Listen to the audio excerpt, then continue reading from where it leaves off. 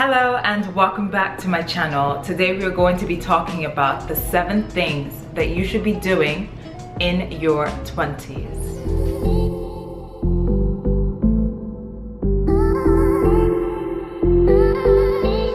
If you are new to my channel, welcome, and if you are old, I love you. Thank you so much for coming back. I appreciate the support. So if you know me, you know that I am always prepared. I always have a list ready because I find that the easiest way to remember things is to write it down. So why not take notes? Why not refer back to a piece of paper if it's going to help you remember? Why not? So I'm just going to be going off a list that I have created, I have curated for you guys. Hopefully you enjoy this and hopefully you find a thing or two useful. Let's begin. The first thing on my list is create good habits that work for you. So I'm just gonna keep reading. So I said systems that allow you to accomplish what is essential. So a few habits that I have in place. I like to go to bed early. I mean, don't get me wrong, there are days that I do like to stay up if I'm going to party, which it's been a while since I've been to the club. I mean, when I do go to the club, I don't mind staying up 2 a.m., 3 a.m., 4 a.m. But otherwise, my routine is I want to be in bed by 10 a.m. 10 a.m., 11 a.m. at the max. You will not find me after midnight because your girl is catching her Z's. Honey, the reason I go to bed early is because I want to be able to wake up early. Like, I'm up at like 6 a.m. in the morning almost every single day. You can give me a call, I'll probably pick it up if you're calling me after or around 6 a.m. The reason I like to wake up around 6 a.m. is I like to see the sun. I like to go to bed with the chickens and wake up with the chickens. I like to operate with the sun, you know? It keeps me motivated. It puts a smile on my face. It allows me to do this right now, pick up my camera, use good lighting, vlog. So when I go to bed early and wake up early, the first thing I do is work out. That's another habit of mine. Recently, well, honestly, for most of my life, I've been working out for at least 3 times a week. But recently I started working out 5 times a week just because everything is closed down, and I feel like working out at home is a little bit, I don't know, I feel like I'm not gaining the results that I would going to the gym. So I find that just working out 5 times a week, it allows me to reach my goals, if I put it that way. And so those are the 3 things that I have written down. I don't know, do you guys have habits? Do you have good habits? I feel like people that go to sleep late and wake up late waste their day. We have 24 hours in the day, guys. Imagine you're going to bed at 4 a.m. What are you doing staying up to 4 a.m.? Unless you tell me that you are more proactive in the night, maybe you work better in the night, then I would understand you going to sleep at 4 a.m. and waking up at Lord knows when, 4 p.m., 2 p.m. But most of the time that's not the case. A lot of people that I know that go to bed late are going to bed late because they're watching movies, they're playing games, they're doing things that aren't pushing their life forward, from my perspective. Let me know if I'm wrong down in the comments below, but my first point is to create a good habit that works for you. Routine is power. Finding a system is power. Take it, run with it. Let's go to the second point. The second thing on my list is having the just do it mentality. Just as Nike came out with the whole slogan, just do it. A lot of times when we see people succeeding, we just see their success. But what we fail to do is see that they had to start from something to get there. For instance, I see a lot, well, not a lot. I see women that are fit, that they have good body, I see abs, I see muscles. And sometimes I feel like when people look at them, they're like, oh, it's just genetics. Oh, it's just this. Oh, it's just that. But I feel what we fail to see is the fact that they, well, not all of them, most or some of them, they work for their body. Like when you look at me and you're like, oh my god, she's so skinny. Oh my god. You guys don't understand. I work for my body. Like, if I did not do what I do, which is to eat healthy, to work out, I would be big. I wouldn't have muscles. In fact, I feel kind of big right now. But if not for the just do it mentality that I push onto myself, saying you need to eat healthy, just do it. You need to work out, girl, just do it. I wouldn't be where I am right now. Another good example is Pamela Rife. Oh my gosh, I love this girl. I mean, I know her life is all about fitness, but it takes motivation. It takes that like willpower in yourself to tell yourself to just do it. She doesn't only work out, she eats healthy. So two things that are working for her is, of course, her whole workout routine. Like, she posts YouTube videos. And the other thing is she has a cookbook. She eats healthy. She creates recipes that promote a healthy lifestyle. And that is why her body, in my opinion, is beautiful. Okay, let me go back to my points. What else did I say? I'm sure they created habits, as I just mentioned earlier. Saying yes to things and no, and having that just do it mentality. Plan things out as you visualize them in your head. Get a piece of paper and pen, and finally, just do it. These words, like, we need to act upon things. You create your own world, the way things happen in your life. The reason why something might happen and why something might not happen is because of your decision. So tell yourself, if you want to become more fit, I'm gonna just do it. I'm not gonna complain, which we'll get to that soon. I'm just going to do it, because by telling myself that I can do it and I will do it, I will definitely see results. The third thing on my list is use what you know or are interested in to your advantage and enhance that by educating yourself. So, growing up, my father has a beautiful job, still has a beautiful job to this day. Hardworking man, like, he is my inspiration to do wonderful things in my life, to eventually have a job like his, hopefully. But my mother as well is another inspiration in my life. So while my dad was at work, my dad's an engineer, shout out to him. My mom was a stay-at-home mom, and she also had her own little business going on. She took in clients. She had her own little hair salon in our house. And so while clients were coming in to braid their hair, to get weaves done and all that stuff, my mother would always yell, "Inkiruka! Come downstairs and help me."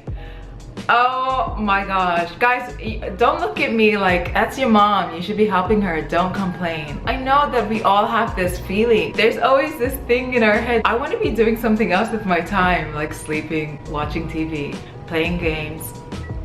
I mean, you know, that was me. Clients will come in, I'm like, oh my god, shoot, my mom's gonna call my name. She always called me downstairs and made me help her with her clients. There are days that I didn't mind helping her, but there were honestly those days where I'm like, Mom, stop having clients. And that was such a bad attitude. I feel like when I left to go to boarding school, so I went away for high school and I came back, I still had that mentality. Like when I came back for holidays, I still had that mentality. But when I left for university and started coming back, something in me was more willing to help. I would be the one to approach her to say, do you need help? I'm here to help you. But nevertheless, I feel like out of all my sisters, my mom pushed me the hardest. I don't know if it's because I was the one that complained the least, or maybe because she saw that I had something similar to hers. I was good at doing hair, but honestly, I hated it. I hated doing it back then. But today, so I'm no longer living with my parents, My parents are in Saudi Arabia. I'm in Canada right now. So today, in this very day and age, I am running my own little side business. I have taken what my mom forced me to learn back then to run a business that is creating me beautiful, well, not a ton of income, but income. Imagine if I refused to learn back then, I wouldn't have this source of income that I have today. So just using what I knew, what my mom forced me to learn, I'm able to generate income. And like, I'm just using that to my advantage. That's one point. Another topic of discussion is trading and cryptocurrencies. So over the past 2 years, I met this guy. You guys have met him, Corey. Good friend of mine. I love him to death. What up, Corey? He told me that he was into the whole, well, he didn't tell me. Well, maybe he did, or I overheard him. He was like constantly talking about how he doesn't have most of his money saved in a bank. Most of his money is either invested in ETFs or single stocks that he sees potential gain in it. And he explained to me, when you look at your money, you put $5,000 in the bank, you go back, you see that $5,000, you're like, I'm not losing money. What do you mean? My 5,000 is still 5,000. But as the year progresses, every year, what is it called? Inflation? Inflation happens. And so the value of your money decreases, it depreciates. And so even though you're holding $5,000 in the bank, things cost more nowadays and you're not gaining, well, you are gaining interest.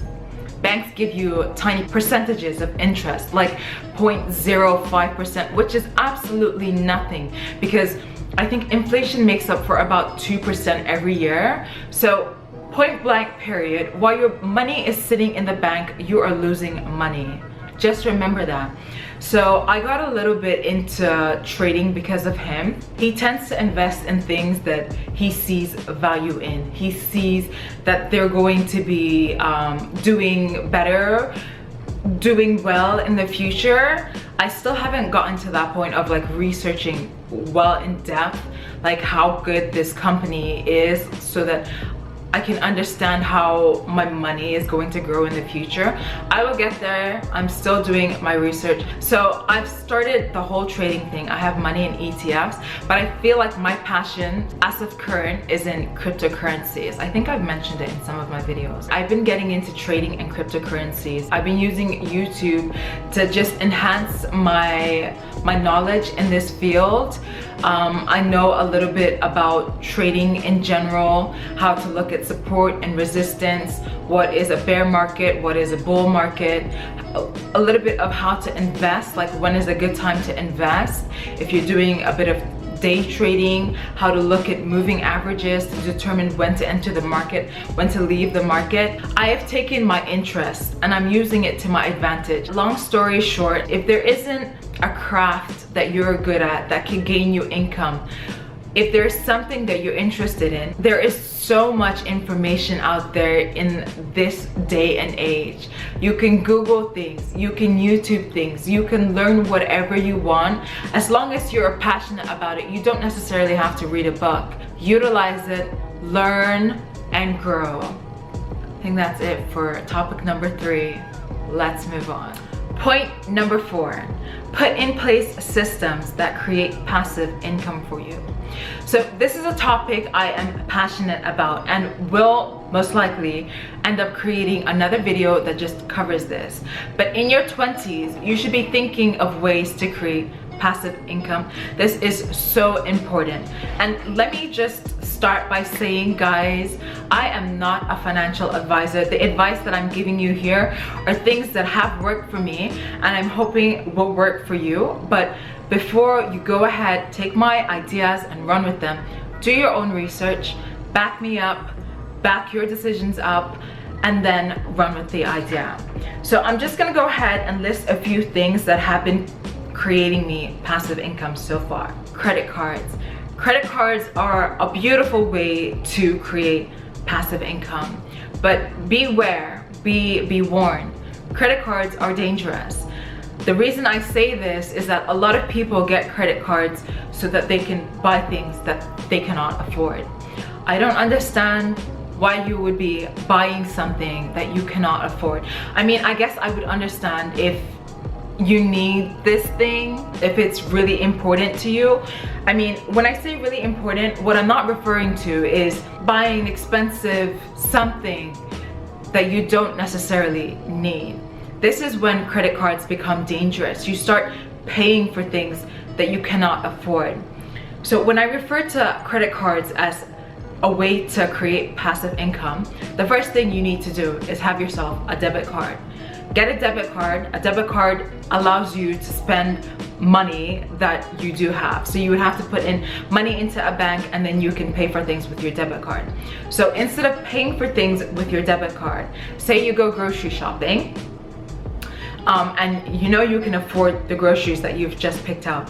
Instead of paying with your debit card that will not be giving you any percentage back, cash back, or just percentage back on what you spent, what you should end up doing is pay for it with your credit card. So say you go to the grocery store, you pick groceries of $100, you know you have $100 that you can pay for that grocery. So instead of paying with your debit card, you would pay with your credit card. So after you pay with your credit card, you would wait however many days so that instead of it showing pending in your account, it shows that it has listed on your account and you can pay it off. So you would pay it off with your debit card by transferring money from your debit card to your credit card, and you would pay with your credit card. This works beautifully because not only are you able to generate passive income, you also are building your credit score on the other side. Another way to generate passive income is by investing in what we just spoke about. So stocks, ETFs, mutual funds. So before going into all of this, before maybe deciding to invest in a particular stock, you should read the fine lines. So some of these companies, they pay dividends, and basically what that means is that they would pay you a percentage, which they will list on whatever platform it is that they're providing information on. They will pay you either annually, semi-annually, quarter annually. I don't know what it is because every company is different, but they will pay you a percentage, and that way you're able to just gain passive income. So by having invested in that company, you're not only growing your profile, because if you invested in like a stock maybe 10 years ago that was worth, let's say, $20, the likelihood of it being worth $20 today is very slim, unless the company is not successful and you poor judgment, which is okay. We all make mistakes every once in a while. I feel like that's how we're able to move forward. That's how we're able to learn, succeed, and grow, by making mistakes, because we are not perfect. So if you invested in a company many years ago, the likelihood that it is double what it was worth back then is really high. So not only is your portfolio growing, you're also able to gain passive income if they're paying you dividends as well. The last thing that I wanted to talk about in regards to passive income, guys, honestly, if you're 20 years old, some of what I've already mentioned are things that you are doing, and if they're not, honey, the ship has sailed, but there is still enough time for you to jump in the water and catch up.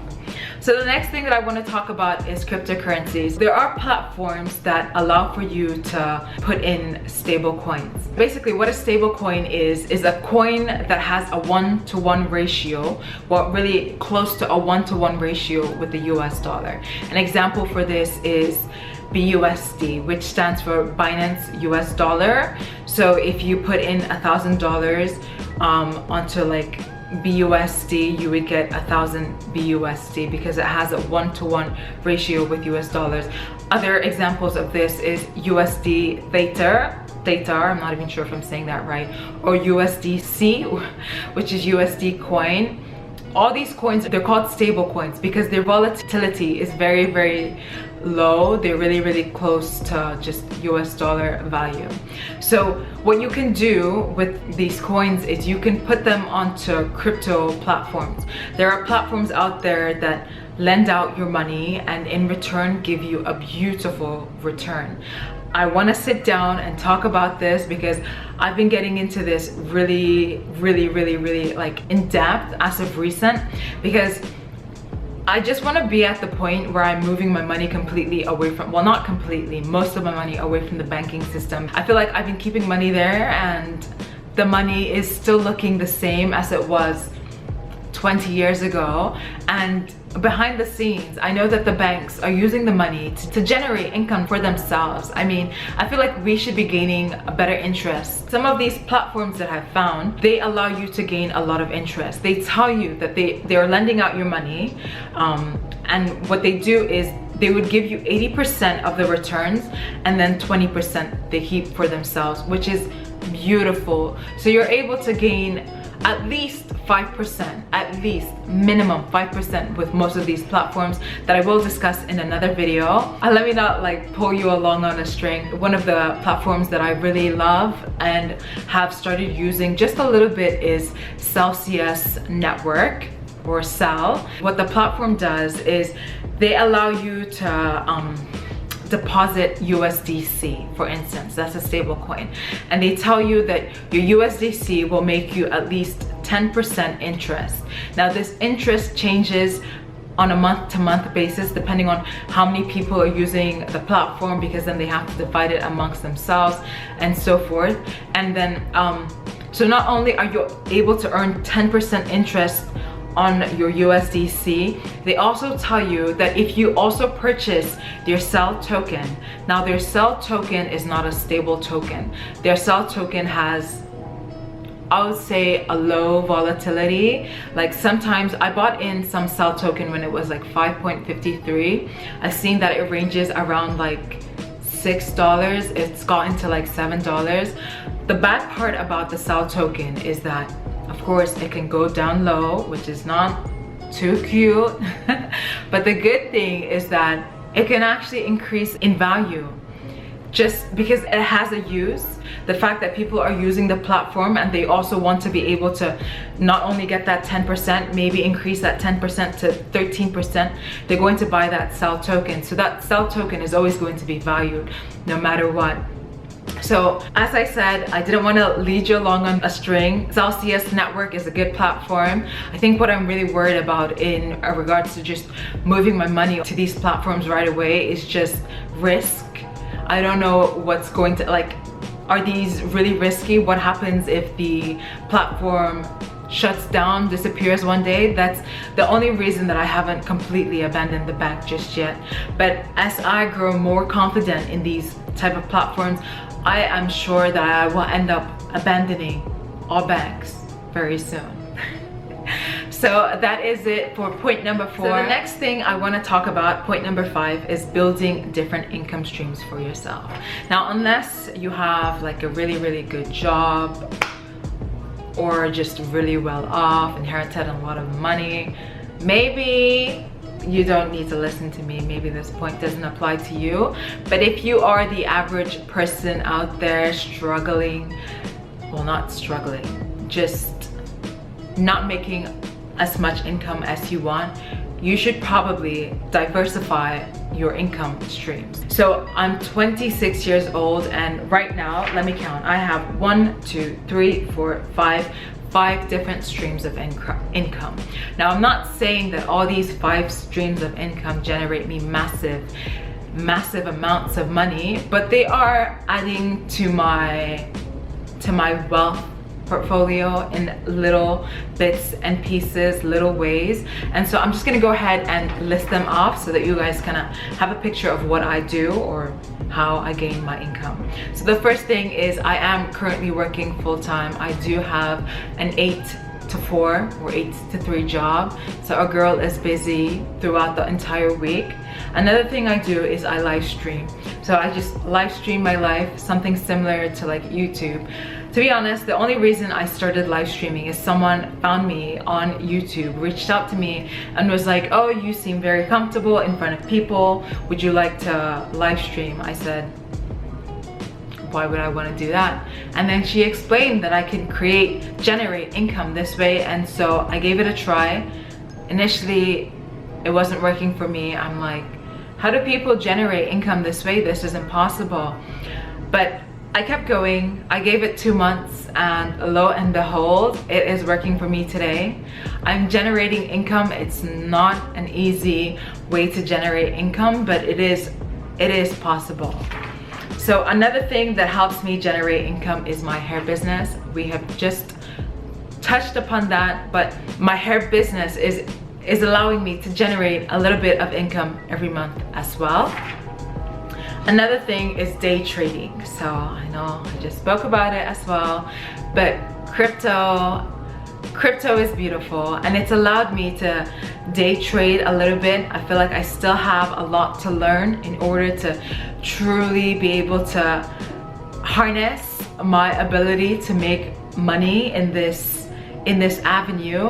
I have a lot to learn. I will continue to learn because knowledge is beautiful, and let's move on. And the last thing that is generating me income, just a tiny bit of income, is YouTube. When I started out YouTube, to be honest, I wasn't doing it to generate income. I did it because I love being in front of a camera. I love talking to you guys. I love connecting, and so that's the main reason that I picked up the camera. To this day, YouTube isn't generating me as much, actually it's generating me almost nothing, but I'm not going to disappear. I'm just gonna keep doing what I love, and hopefully one day it will pay off. So that is my 5th point. In your 20s, if you are not well off, and I mean even if you are, I feel as though any smart individual that has made their money and is well off is not going to be sitting and relaxing and doing nothing. They're going to always want to find ways to generate income.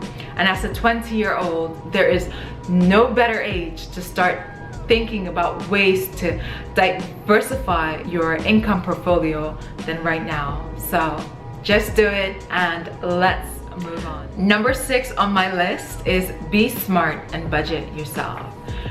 My parents are the king and queen of budgeting. Growing up, my dad, I love you, Dad. My dad had the biggest willpower to just say no. Like, Dad, can we have this? No. Dad, can I have this? No. He would just say no to everything. Dad, can we go there? Like, yes, why not? We can also go to Paris while we're at it. And then, long story short, what he was getting to is no. And I mean, don't get me wrong, my dad made money. He made a decent amount of money, and he was able to send us to good schools, which we are very appreciative of. But he liked to budget his money. If he wanted to, we could have visited the most grandest places. And I mean, we did take beautiful trips when we were younger, but he knew how to budget his money, basically. And at that time, I didn't understand why he would keep saying no to things. But now I kind of understand. I kind of understand, because even though you have the money, you need to be asking yourself, do I really need to spend it? Do I really need this? Do I really need that? And yes, every once in a while, we do need a vacation. We do need to be luxurious. We do need to treat ourselves. But this should not be a day-to-day thing. Otherwise, we would all go broke. Yes, we would. And my mother, I love my mom too. She too knew how to budget herself. So she was in charge of just running the household in regards to food that we eat and essentials that we need around the house. So what she would do is, if we went to the grocery store, if she found something on sale, say maybe it's $30 typically, and then she sees it for $10, she would stock up like a boss, stock up as if the world was going to end and we needed to be prepared. And I didn't understand that at the time either, but as I grew older, it made sense. If something doesn't have an expiration date, why not stock up? If you know you're going to use it, why not stock up while you can? I mean, you're saving yourself money down the line. You might not understand because right there, maybe you buy 10 of it and you're spending more money than you typically would spend, but eventually you would have bought it at 3 times the price. So why not just stock up and save it till when you need it? So another point like I want to get at is, if I wanted to, I could be eating out every single day. Well, not every single day, let me not say it like that. Well, maybe if I wanted to like buy McDonald's every single day, maybe. But why would I do that? So let's say I want to continue on with my healthy lifestyle and I want to have salads every single day. And I'm gonna just be on the more forgiving side. Let's say we buy food twice a day for 7 days. And we spend, every day we spend around $30. So 30 times 7, we're spending $210 on just eating out every single day. Now imagine you do your groceries. I do my groceries and I spend maybe close to $80, $100 per a week, per 1.5 weeks. So let's say I spend about $70 per week. Or let me be generous. I spend around $100 per week.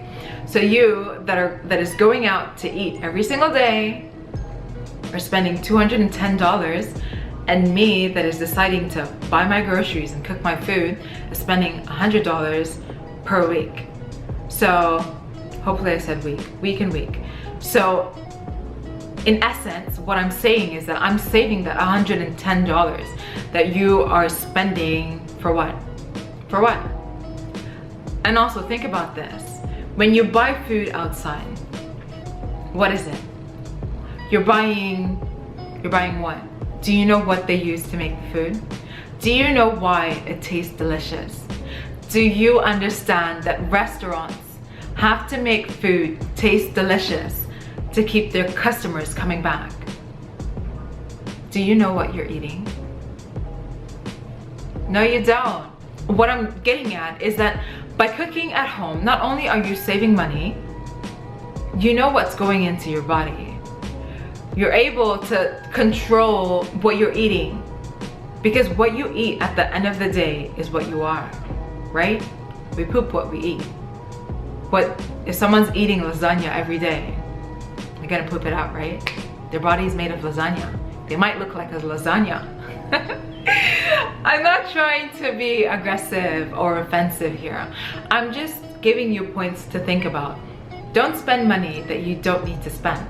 If you don't have money to buy a first class seat, why are you buying the first class seat? Ask yourself, why? Why? Another point I wanna like bring up is, for instance, Ubers. I have been living away from my family for at least, I think, 12 years. And till this very day, 26, I don't have a car. And I mean, I've been lucky. I've been choosing locations where transportation is abundant. Like there's trains, there's subways, there are trams, there are city cars, there are subway. I think I said subways. Let me stop. I've been able to use them, so why would I invest in a car that I don't need? So I mean, I don't need a car, I don't buy a car, but I could be using Ubers. But why would I use an Uber when I can use public transportation? If I'm trying to get somewhere that is perhaps 30 minutes by car and an hour by bus, why would I pay this car $100 when I can be paying public transportation $5? Why? Why? I know time is valuable, guys, but I'm just trying to paint a picture in your head. Be smart and budget yourself. Okay, so the last point, and I love this point, point number 7, don't complain. Ask yourself, what are you going to do about it? So I have a few things written down, and I do want to cover these word for word. So hope you don't mind. I'm gonna be reading just a little. So sure, people are given an advantage that might get them things easier, But if you just complain about it, how will that change your situation? And a good way to think of this is maybe genetics. I was talking about being fit earlier. Maybe someone is more genetically fit than you. They probably don't have to do anything and they look the way they do. But if you see them and you just complain about, oh, they did nothing to get this or that, they're just this or that, what are you doing? You're wasting your time, right? You're just gonna complain, and not only is it not going to not change their situation, they're going to be living their beautiful life just the way they've been living it. You've wasted your time and you're not changing your situation. So don't waste your time complaining, guys. If you see something and you want it, go for it. Just do it. Change your situation. Do something about it. So the next thing I have is, life is about alternatives. If this avenue doesn't work, then another will. Keep switching paths until you find the right path. This one speaks to my heart. I know that I complain sometimes, but I'm not the type to just complain and then sit back and say, you know what, it's whatever. Sky or wind, take me as you will. I complain sometimes. We all complain. I feel like this is life, but I do something about it. For a long time now, I've been complaining about how I have a Nigerian passport that doesn't really come with benefits. And to be honest, I could just sit back and be like, yep, I was unlucky. But look at where I am today. I am in Canada. I have a plan. I have a goal in my mind, and every day I have been working towards my goal. Hopefully I will be able to announce really good news for me, for you that have been watching me and supporting me, hopefully soon. As of recent, I've been keeping up with the Canadian immigration system. A new pathway came out for international students, and to be honest, I did want to come out and talk about this pathway to all of you guys that are watching me, but the thing was, there was only 90,000 spots available, and out of that 90,000, 40,000 of those spots were for international students. 40,000. So I had to do some math in my head, and I'm so sorry that I didn't cover it, but if something like this comes out, I will cover it down the line. Or you know what? I will create a video that will help you be prepared for something that comes. Like, this was so last minute, and if you're not prepared for something like this, you could miss the train, not because you didn't see the train coming, but because you aren't prepared. So I will create a video that will help international students trying to settle in Canada be prepared for something like this. So basically the intake for this was 40,000. I did the math. Waterloo, I believe, has more than 40,000 students. Waterloo alone, one university in Ontario, and this field was open to all international students in Canada. So I said to myself, if I cover this on my channel, not only am I reducing my chances of being able to apply for this, I'm doing harm to myself. I don't know. I'm sorry. My instincts were right. This program opened up on May 6th, and in a matter of hours, I think less than 12 hours, this intake was filled. It was filled like this. Like, I knew that this would happen. I will be covering this in the future. I do have a video about how to apply for a PR if you're doing it the common way, so through federal skilled workers, federal trade, and Canadian experience class. I do have a video of that coming out soon. I'm just holding off because I don't want to upload something until it has happened. I want to be able to say it happened. Well, it has happened. I've been able to see the points that I did generate, but I feel like it's safer for me to wait. The video is coming. It will come soon, but in the meanwhile, maybe I'll create that other video for things you should have to be prepared to apply for PR in general. So the next thing, let's move on. Success isn't meant to be easy. Otherwise, we would all be successful. As long as you are alive, you have time to fix things. You just have to change your behavior. These are all beautiful. They all tie into things that I've spoken about earlier. As my mom would always say, Rome was not built in a day. Success is not meant to be easy. Otherwise, we would all be successful. And I feel like everybody is, what would I say, grounded, has the ability to say yes and to say no. But these are all choices. You have to train yourself to want something, to desire something, to just push for something. And once you're able to do that, I'm sure success will come your way. And I feel like I'm still speaking to myself about this. I have all the things in place. It's just a matter of time until I eventually blow up. But I do want to just offer my words of wisdom to you as well. And a few other things. Don't choose the lazy path to give up, play games, or watch TV all day long. If you find yourself complaining, ask yourself, what am I going to do about it? And I think that just wraps up point number 7. Don't sit and complain. We're human beings, I get it, it's life. We like to make excuses sometimes, but just don't waste your life, your day, complaining. Do something about it. Ask yourself, what am I going to do about it? I am this. What am I going to do about it? So guys, I think that just about wraps up this video. These are 7 things that I believe you should be doing, thinking about actively in your 20s. These are things that I believe will land you to success in the future. And if you are still here and you enjoyed the video, I hope that you give it a thumbs up, subscribe maybe, because this is just the beginning. This is just the beginning. I feel a new wave coming. I feel it. I feel a new wave coming, and it's going to be beautiful. I hope to see you guys soon.